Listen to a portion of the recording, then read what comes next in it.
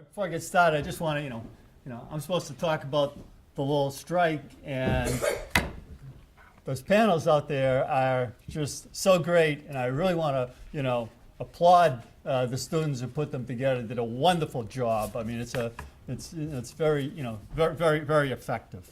We saw the video of the Lawrence strike. And of course, what we're here talking about today reminds us that Lawrence is only part of the history of New England textiles, only part of the history of the Merrimack Valley. In 1912 and 1913, echoes of that Lawrence strike reverberated across New England, particularly in southern New England. A wave of strikes in Massachusetts, in Rhode Island, in Connecticut. 3 workers killed in Clinton, in Ipswich, in a textile machinery strike in Hopedale. And of all of these strikes, the one that had the most impact on the area is the Lowell strike. Most impact after Lawrence is the Lowell strike, because that 4-week strike and the lockout that the workers successfully defeated results in ensuring that mill workers throughout New England, from Maine to Connecticut, will get at least a 10% pay increase. And I want to touch on 3 themes as go through this. One is the solidarity and the activism and the mobilization of the workers. The second is the employers' response. And the third is community support. The 1912 Lowell strike grows out of the Lawrence strike. It grows out of the Lawrence settlement. It grows out of support work for the Lawrence strikers. The Lawrence strike captivates workers across New England and beyond. And it also generates support activity. One of the important support centers is here in Lowell. And during February and March, workers in Lowell hold meetings, they hold rallies, they hold fundraisers. One fundraising event with 600 workers coming together in Lowell to support, demonstrate solidarity, and raise funds for people in another mill town. Pretty impressive. And it's not just things that the Lowell workers are doing, because they're getting support from Lawrence as well. Portuguese, Lithuanian, Polish, Franco-Belgian strikers from Lawrence are coming to Lowell. They're speaking at these meetings, and they're talking with their compatriots. And this has an impact. We can see that solidarity really is a 2-way street. Yes, the Lawrence workers obviously benefit from the fundraising that's being done on their behalf, but also the solidarity work is having an impact on Lowell. It's helping to build a movement. It's getting people to ask a little bit more seriously, what about my conditions? And then the next question is, and how am I going to improve them to get what I need and want? And it's also strengthening, not revitalizing, helping to build, to increase the membership of IWW Local 436, which has been in existence in Lowell for 4 or 5 years, but it's a shell of an organization, and that starts to change in March. And the Lowell Cotton Manufacturers Association, the organization of the big mills in Lowell, they see that happening, and they don't like it, and they try to put the lid on it. And so they break ranks with the other Boston-based mill owners. They announce that they're going to raise wages. But how much? And it becomes pretty clear they're talking 5%. And once the Lawrence mills settle for 5 to 15%, it's clear that that's going to be unacceptable. And if the Lowell mills try to hold that increase to 5%, they're going to have a problem. And that's what happens. Because on March 25th, a committee of IWW weavers, Franco-Belgians in the Merrimack Manufacturing, go to management and they say, we want 15%. And after that's rejected, they lead 200 to 300 weavers out of the Merrimack. And during the rest of the day, the strike builds. It spreads to other departments at the Merrimack, and it starts to ripple through departments in other mills as well. And that evening, there's an enthusiastic mass meeting, which helps to build the struggle, helps to increase the momentum. But more importantly, there's organizing going on in the neighborhoods, in the tenement districts, door-to-door organizing, face-to-face organizing. People are talking to their co-workers, to their neighbors, spreading the strike. And the next morning, there's large-scale picketing. Right here at the boot mill, workers go through the gates, past the watchman. Just like any other day, they're off to the job. They get past the watchman. They pin "Don't Be a Scab" ribbons on their clothes, and they lead other workers out of the mill yard onto the picket lines. And at that point, what do the owners do? You know, the strike's starting to snowball. So they declare a lockout. And, you know, they want to stop the momentum of the strike. They close everything except for the finishing and the shipping departments, and they announce that don't come back until you're ready to work on our terms. And that's a familiar tactic. It's one that worked in Lowell in 1903. It's one, unfortunately, that works all too often today. But it didn't work in Lowell in 1912. I think there are three reasons. One, the most fundamental, is the solidarity and the activism and mobilization of the workers. But we also have to consider the economy and the what's going on in the other mill towns. And solidarity and mobilization is fundamental.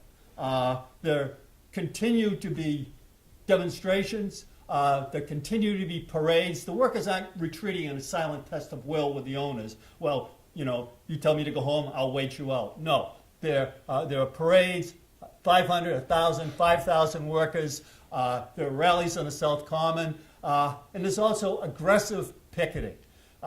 They are determined to try to close, to shut down, to stop production, to close the finishing and shipping departments. Whenever there's a rumor of a back-to-work movement, there's large-scale picketing.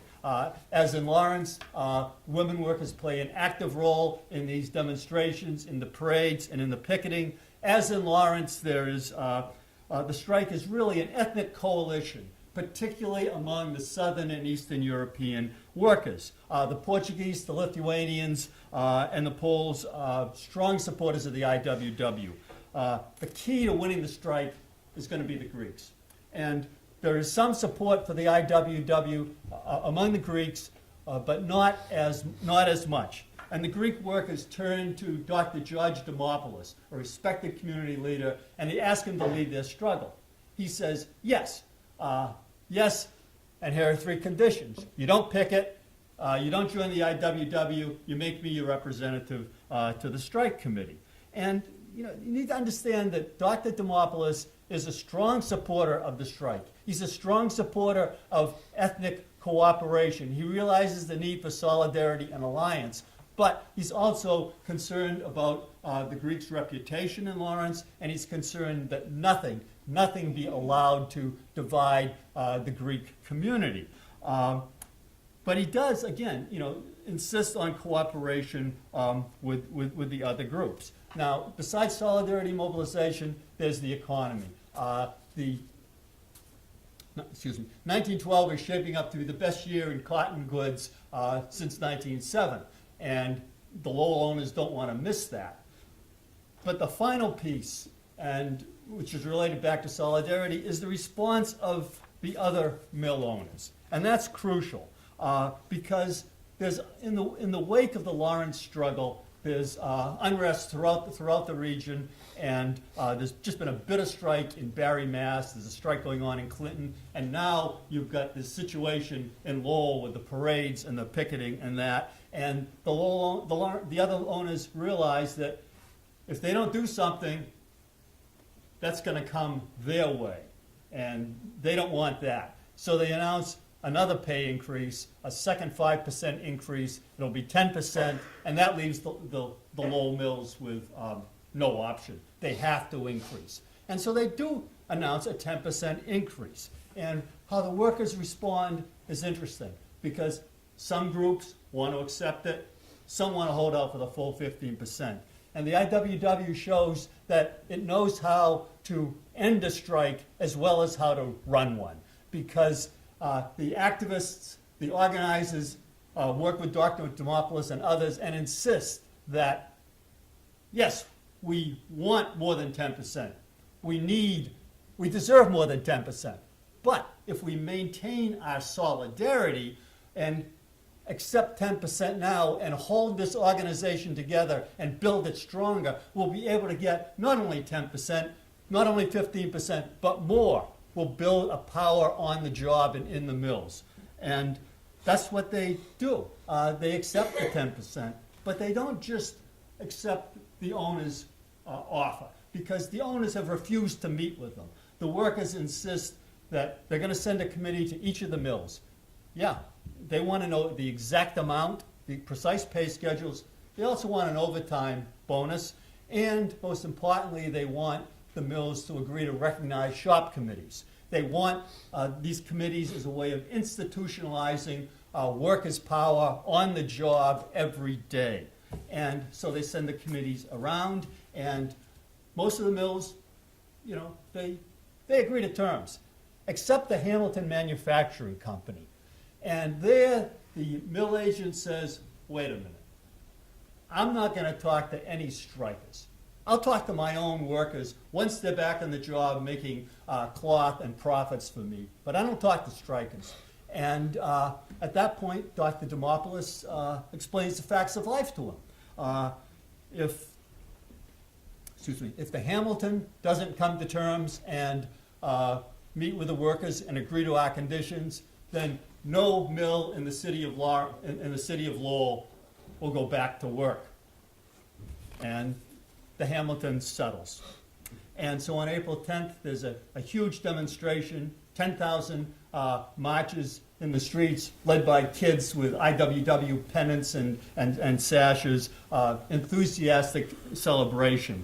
And of course, the question becomes, what next? Unfortunately, over the next several months, the workers are unable to maintain that power on the job, unable to maintain it to a large extent because the mills insist that they are going to restore the old order. It's a much longer, much more complicated story that I can't get into now. It involves strikes. It involves Dr. Demopoulos leading Greek workers into the IWW.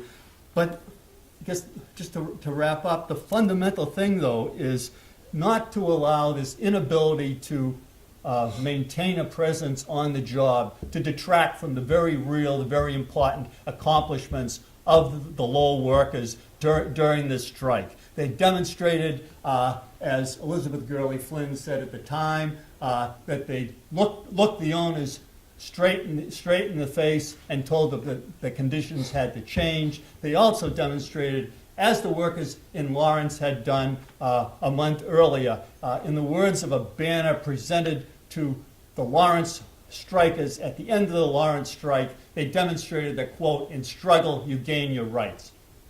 Thanks. So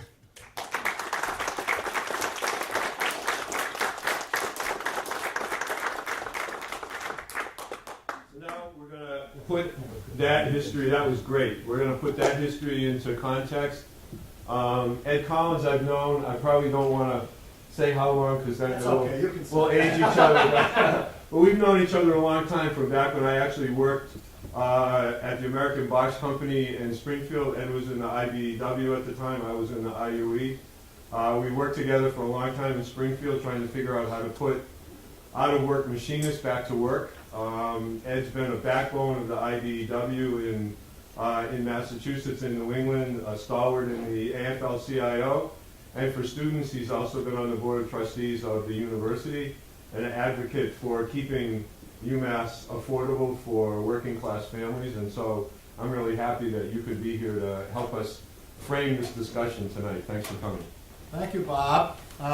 Good evening, everyone. I guess my role here is to not so much make a presentation as try to facilitate a discussion, so it's all of you that are on now, far more than I, about what are the lessons of Lawrence and of Lowell in 1912 for our contemporary situation today. So just a couple of words maybe to try to set the stage for for that discussion. I mean, there are some obvious parallels. Within the past year, largely in response to the things that Bob mentioned at the very start of this section of the program about the growing economic inequality and what many people seem to think is now more than a drift but a gallop of our country in the direction of becoming a plutocracy instead of a democracy.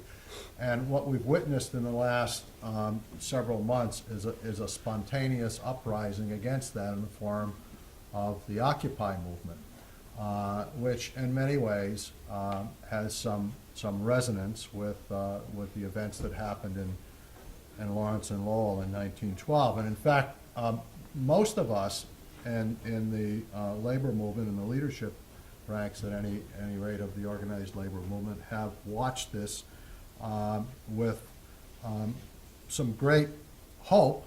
And in fact, many of us have looked at it as one of those moments that the poet Seamus Heaney describes as that once in a lifetime longed for tidal wave of justice that can rise up and hope and history rhyme.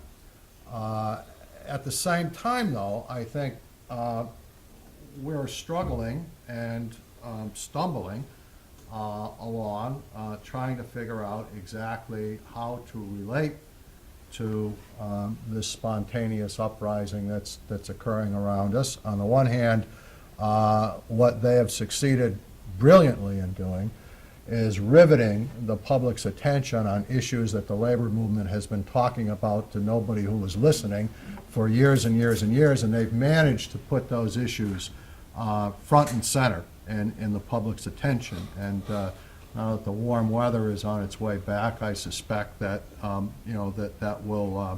be a continuation of that. At the same time, I think many of the same elements that were involved in the Lawrence and particularly the Lowell strike that Dexter talked about exist as well, and they have a lot to do with why the labor movement has yet to figure out exactly how to relate to the Occupy movement.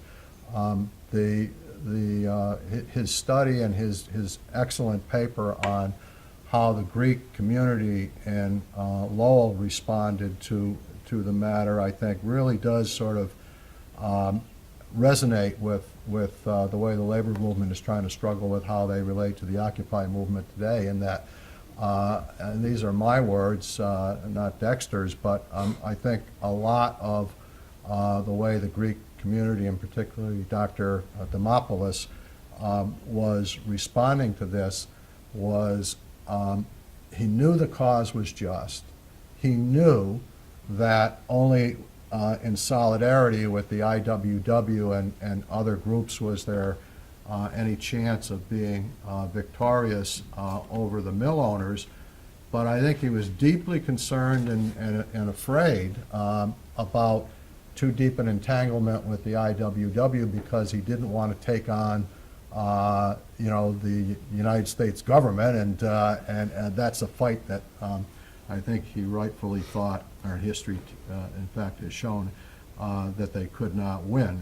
For the IWW, which all of us, I think, who are kind of labor history buffs tend to romanticize a great deal, had success, and without the things that they did, a lot of other things that came after it could not have happened. But in the longer view of history, of course, things like Lawrence and Lowell for them were important, were stepping stones, were organizing tools, but were really only rehearsal for what they saw as the big strike when they didn't go back till they gave us the country. And in the end, as important as they are to us then and now, they got about as far as Atlanta and Leavenworth penitentiaries, and their movement, did die out. And so I think there's some great trepidation on the part of the more established labor movement about how exactly, you do relate to a spontaneous uprising and do it in a way that you can build something much more enduring and meaningful out of. I don't have the answer to that question, but I suggest that it's a good starting point for our discussion here today. So I'm probably going to stop with that, and I would like to hear what some others' thoughts on the matter are, or some other ideas that folks may have about what some of the lessons of the Lawrence and Lowell strikes in 1912 are for our contemporary situation today. So, you're on. Yes. Hi, I'm Sally Gould from the American Textile History Museum.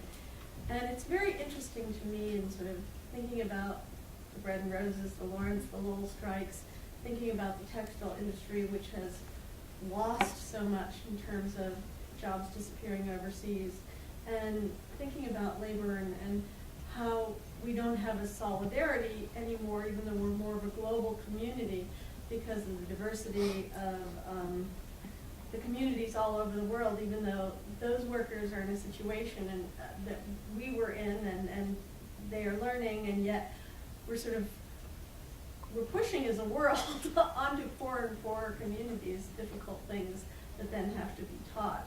I don't know that my question is in there, but sort of how do we take what we've learned and also work to help communities, not only in our own communities which are suffering, but also globally, to have a better understanding of the worker condition? Yeah, well, a great question. I'm gonna, I wish I had the answer. I'm sure others might have some thoughts on it, but I think you're right. Increasingly, labor has to think more globally than we have customarily done, and there are certainly some very small examples of where that is beginning to happen, but not anything like on the level that you're talking about and raising. I didn't mention also, and I should have, that the other big parallel, at least in my mind, between what was occurring in 1912 and what's occurring today is the extent to which, looking at what we characterize today as the 1%, versus the mill owners of 1912, are able to utilize ethnic divisions to undermine class solidarity, or the 99%, as we refer to it today, instead of the working class. But it's the same thing. We're just using very different terms, or slightly different terms. And of course, I think that plays itself out today, very much in the form of immigrants versus native-born, as it did then. And the success that the strikers in Lawrence and Lowell had in overcoming those ethnic divisions, as Dexter points out in his paper, became one of the factors. In fact, Dexter argues the dominant factor, maybe the single factor, and why they were able to translate that into an enduring organization that was able to protect the gains that they made. So, I don't want to get too far away from your question about how it relates to the global struggle, because we live in a global economy. But I think I am much more concerned at the moment with how we try to replicate the kind of solidarity that was demonstrated in 1912, and learn from the lessons that perhaps Dexter might add some more to the discussion on, the lessons of the immediate period after 1912 and why they weren't able to hold it together. Yeah. There's a perception that many Americans vote contrary to their own economic interests. I think it's more than perception. It's a perception I certainly share, but I was wondering if you could weigh in on what you think the causes of that are. Yeah, we don't have enough time, but the causes are multiple. Certainly racial and anti-immigrant feelings are a big part of it, but there's so many more dimensions to it. I mean, the old, three Gs, God's, gays, and guns, that you heard so much about in recent electoral politics, and I'll just focus on the guns aspect of it from my own experience, and that how easy it is to divide it. And this tends to be more serious in certain geographic areas of the country than others, but typically in the more rural areas, you know, that is the kind of a wedge issue that clearly in some of our neighboring states immediately to our north gets working class folks to vote against their own economic self-interest all the time. One of the reasons that I am so excited about the Occupy movement and don't want it to become a missed opportunity, you know, to address the economic issues that they've and the degeneration of our national politics in the way that they have to you know, those kind of members of ours and people who are not in our ranks as members as well. The reason I'm so excited about it is I think at least for a moment people can, you know, take the focus off the wedge issues and see that bigger picture. How you maintain that, I don't know, but you're absolutely right. I mean, the working class in this country has always been its own worst enemy, and there are moments when they rise above that, and great progress at certain periods in our history have been made during those moments when they're able, for reasons, for a variety of reasons, to rise above that. And then we spend the next two generations seeing that progress eroded a little bit at a time. My own feeling is that I don't think that there's anything that any person or small group of people can do to sort of bring those moments to birth. I think they happen.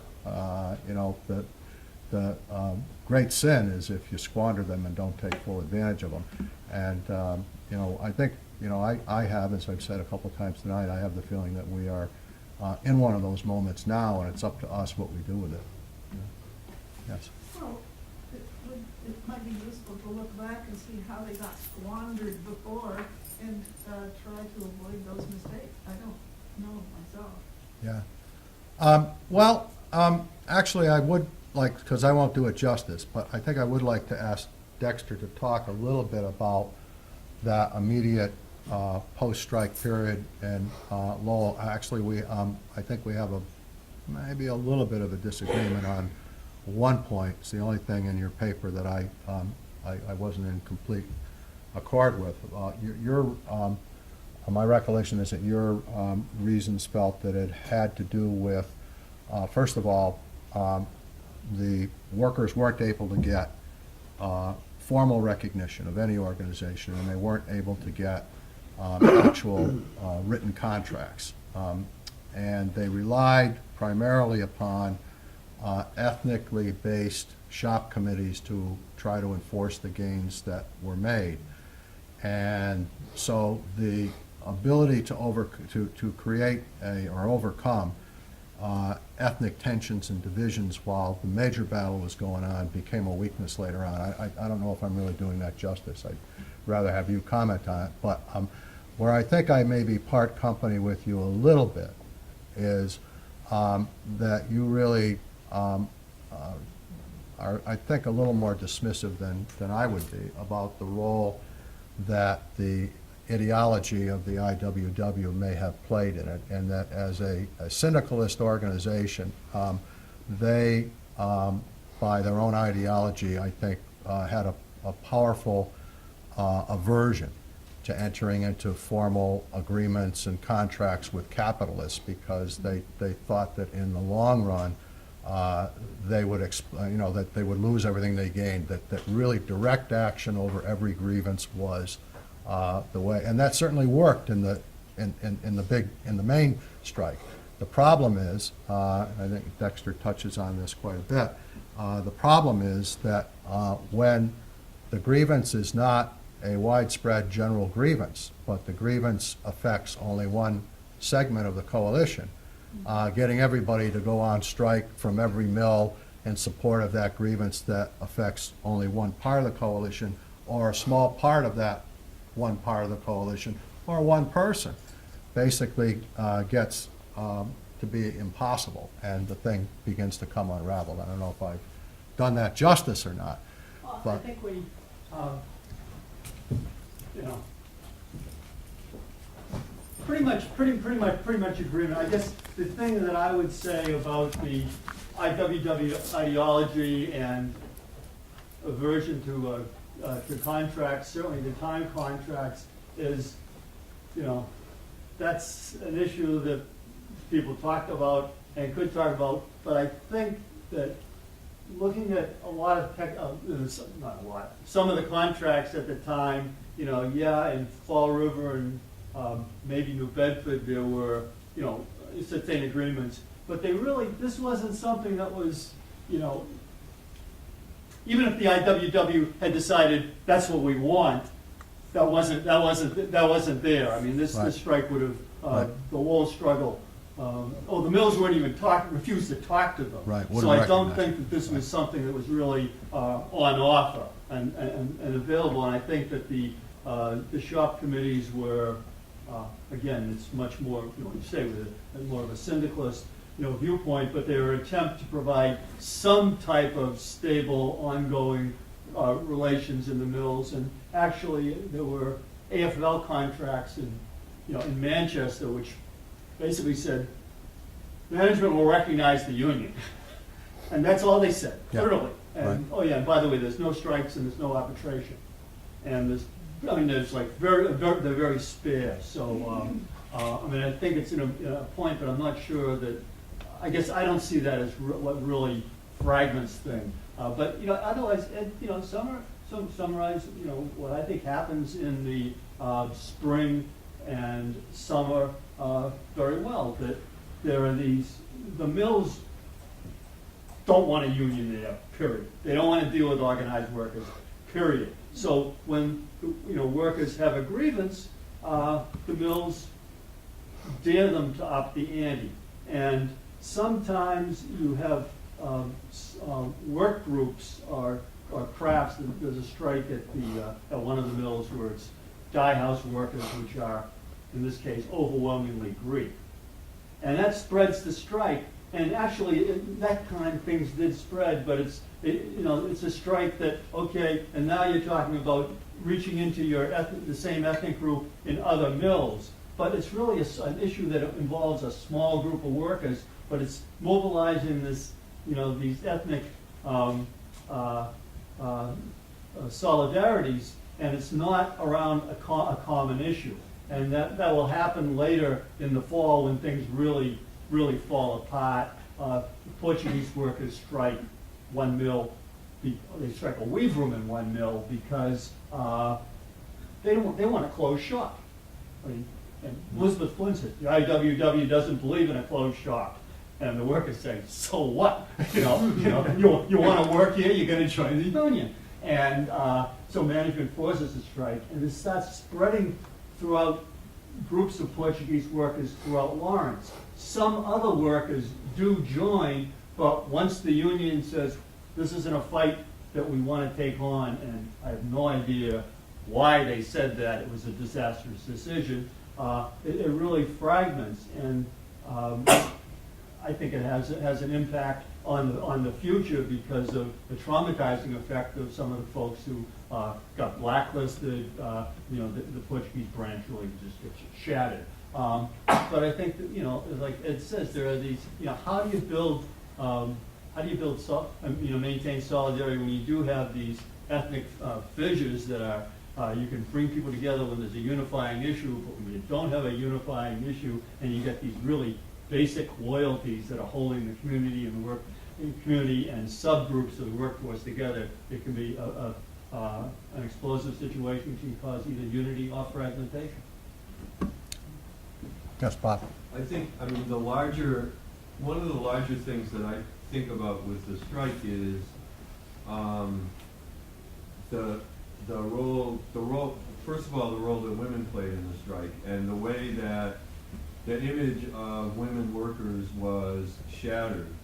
That a lot of the established union organizations, union organizers did not think women would organize themselves, would hold themselves together, the same way the mill owners thought in Lowell in the 1830s and the 1840s. And so that seems to me to be one takeaway, to sort of defeat the notion that obviously an incredibly large and important part of the workforce can't be organized. That's foolishness. And the strike really showed and demonstrated that. So one would hope that for all time, labor organizers would get over that. The second sort of large lesson for me, not sort of the fragmentation, but the moments where workers are able to overcome their language differences, religious differences, cultural differences to actually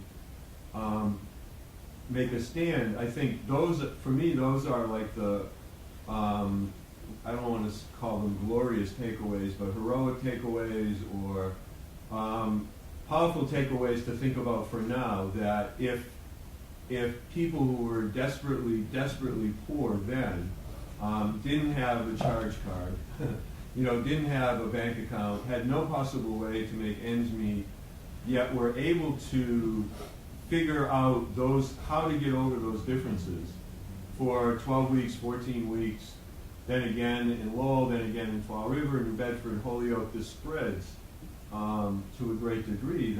That seems to me to be one of the things that we have to try to focus on. How was that done?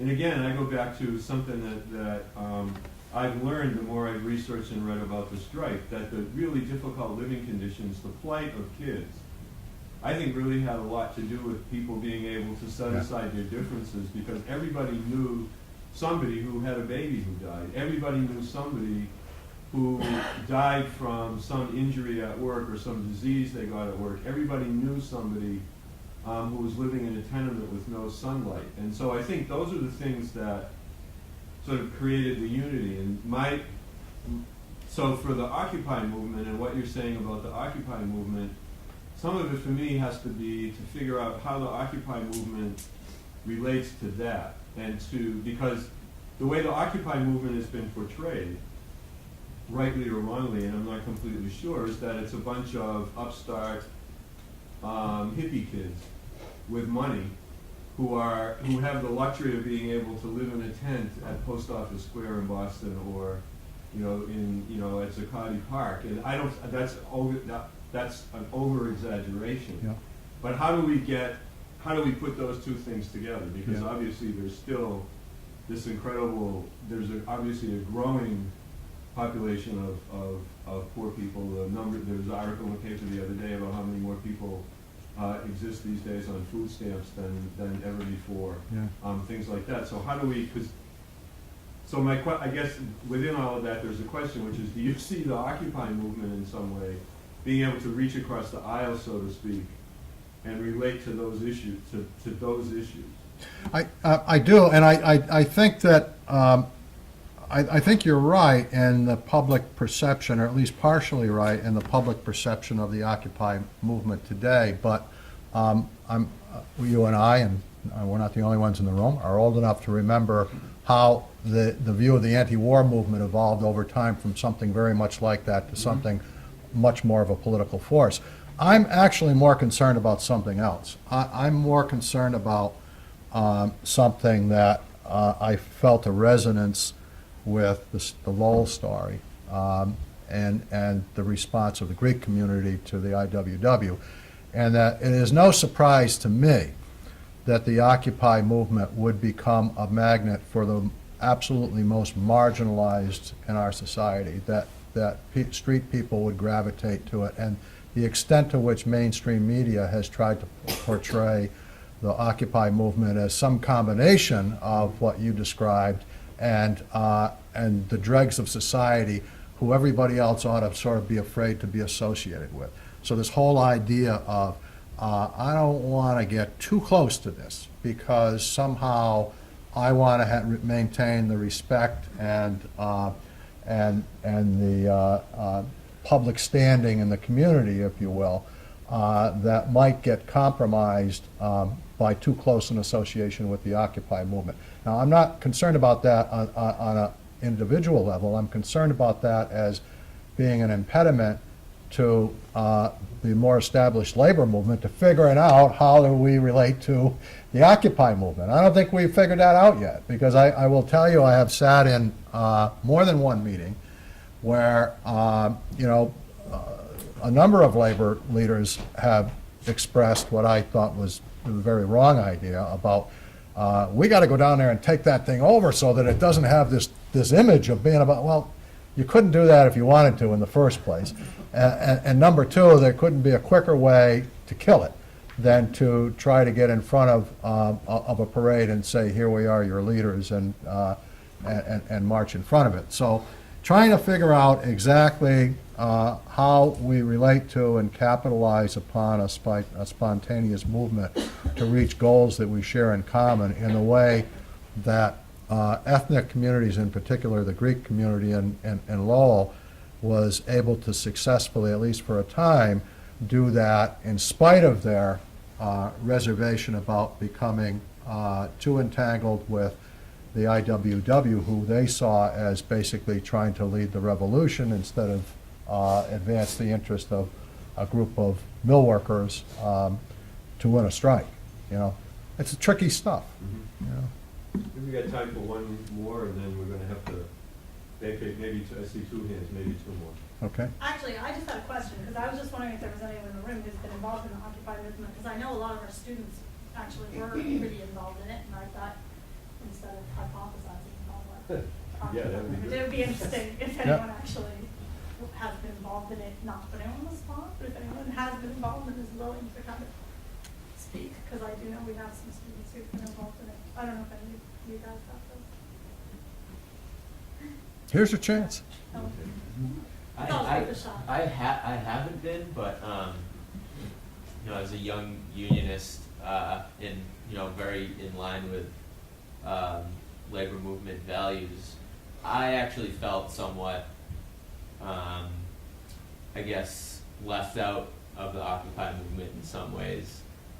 Just as you were saying, in terms of the labor movement, trying to find a position in the Occupy movement, I've found a perception from, occupiers, you would call them, that organized labor is somehow in some way, and I guess in some way this is true and has been true in some examples, that it's a mirror of the people that they're going up against, and that big labor is in some ways akin to the 1% to some degree. Now I know that that's not true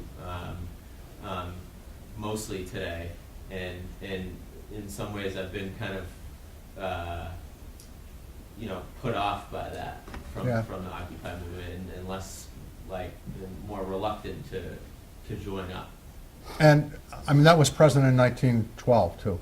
Yeah. Very clearly, that was present, and because there were established unions that were even more distant from the strikers and were held in I think there was a certain amount of mutual contempt between. So that was there then as well. A comment and a question, or comment/question. On the matter of interethnic solidarity that existed in 1912, at least as far as Lawrence, because I don't know that much about Lowell, we shouldn't exaggerate the extent of it and beat ourselves up over the lack of it today.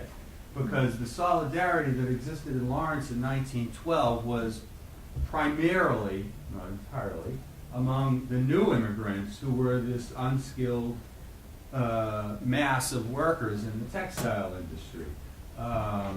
In Lawrence, the Italians, the Lebanese, the Poles, and the Lithuanians. But above that, quote unquote, were the older immigrants and, of course, the Yankees, who didn't participate and looked down, and older immigrants, meaning the Irish, and to a lesser extent French Canadians, who didn't participate and looked down on this. So, even then there were issues about interethnic and other, fault lines of solidarity.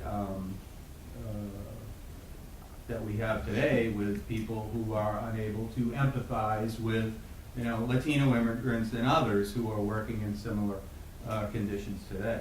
A comment kind of going back to the issue of people voting against their self-interest is the idea that, what is that idea?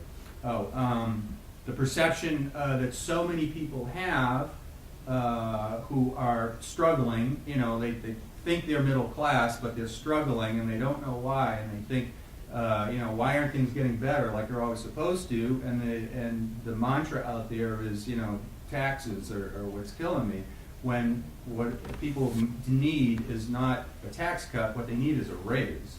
But you know, wages have been stagnant for 30 years, or better job or a better wage, but people just are, you know, inundated with the message that the problem is government taxes and not a fair distribution of wages. I think you're right, and increasingly, to go back to something that the gentleman sitting right behind you said earlier, increasingly they see what's left of the organized labor movement as part of the problem because they've been able to do a little bit better job of hanging on to their piece of the economic pie during the last 30 years, and therefore they're viewed as sort of elitist, and you know, that's a major part of that. And a majority of whom are now public employees on the public payroll. Yeah, I'm not sure it's quite a majority, but it's certainly you know, the part of the labor movement that gets the most attention, but it applies in the private sector too. I mean, those of you who may have been around during the prevailing wage fight, which now goes back to kind of the period of time when that video was made, early 1990s, the ballot question on prevailing wage, the way that the forces that were trying to repeal the Massachusetts prevailing wage and construction you know, laws in Massachusetts got their most success. They lost in the end, but the biggest traction they got was when they basically put up pictures of construction workers who had a house at the Cape and said, look at this guy's house, and he's got this house, and he's got that, and he's living high on the hog, and you're paying for that with your taxes, right? So, yeah, I mean, they're very good at that. One of the things to, you know, try to come full circle with some of this is one of the things that has the promise. I certainly have no clue as to whether it actually is going to succeed in the end to cut through a lot of that, though, is the increasing perception that, yeah, I may be middle class, but the middle class is sinking. And so, you know, we're all sinking. You know, it's no longer your end of the canoe is sinking, and I don't care. We're all sinking, right? I think we've got to sadly end. This has been a really great discussion. I want to thank the Sonya's Industrial History Center, Sheila, for allowing us to be here. Dexter, thank Ed. Once again, thank the students who worked on the Lowell Strike exhibit. There's now a permanent marker on that strike. Thank you all very much. Thanks everybody for being here on a Tuesday evening. It's been great.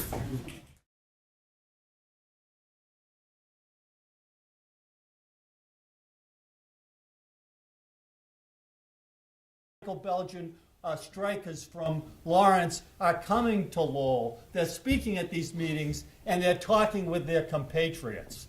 And this has an impact. We can see that solidarity really is a two-way street. Yes, the Lawrence workers obviously benefit from the fundraising that's being done on their behalf, but also the solidarity work is having an impact on Lowell. It's helping to build a movement. It's getting people to ask a little bit more seriously, what about my conditions? And then the next question is, and how am I going to improve them to get what I need and want? And it's also strengthening, not revitalizing, helping to build, to increase the membership of IWW Local 436, which has been in existence in Lowell for 4 or 5 years, but it's a shell of an organization, and that starts to change in March. And the Lowell Cotton Manufacturers Association, the organization of the big mills in Lowell, they see that happening and they don't like it and they try to put the lid on it. And so they break ranks with the other Boston-based mill owners. They announce that they're going to raise wages. But how much? And it becomes pretty clear they're talking 5%. And once the Lawrence mills settle for 5 to 15%, it's clear that that's going to be unacceptable. And if the Lowell mills try to hold that increase to 5%, they're going to have a problem. And that's what happens. Because on March 25th, a committee of IWW weavers, Franco-Belgians in the Merrimack Manufacturing, go to management and they say, we want 15%. And after that Lowell strike grows out of the Lawrence strike. It grows out of the Lawrence settlement. It grows out of support work for the Lawrence strikers. The Lawrence strike captivates workers across New England and beyond. And it also generates support activity. One of the important support centers is here in Lowell. And during February and March, workers in Lowell hold meetings, they hold rallies, they hold fundraisers. One fundraising event with 600 workers coming together in Lowell to support, demonstrate solidarity, and raise funds for people in another mill town. Pretty impressive. And it's not just things that the Lowell workers are doing because they're getting support from Lawrence as well. Portuguese, Lithuanian, Polish, Franco.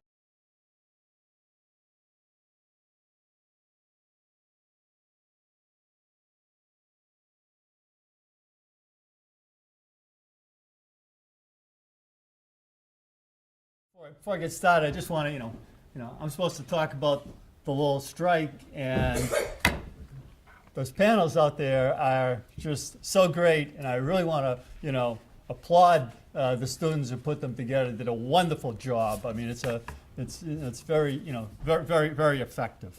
We saw the video of the Lawrence strike. And of course, what we're here talking about today reminds us that Lawrence is only part of the history of New England textiles, only part of the history of the Merrimack Valley. In 1912 and 1913, echoes of that Lawrence strike reverberated across New England, particularly in southern New England. A wave of strikes in Massachusetts, in Rhode Island, in Connecticut. 3 workers killed in Clinton, in Ipswich, in a textile machinery strike in Hopedale.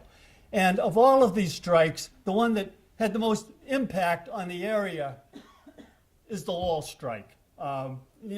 Most impact after Lawrence is the Lowell strike, because that 4-week strike and the lockout that the workers successfully defeated results in ensuring that mill workers throughout New England, from Maine to Connecticut, will get at least a 10% pay increase. And I want to touch on 3 themes as go through this. One is the solidarity and the activism and the mobilization of the workers. The second is the employer's response. And the third is community support. The 1912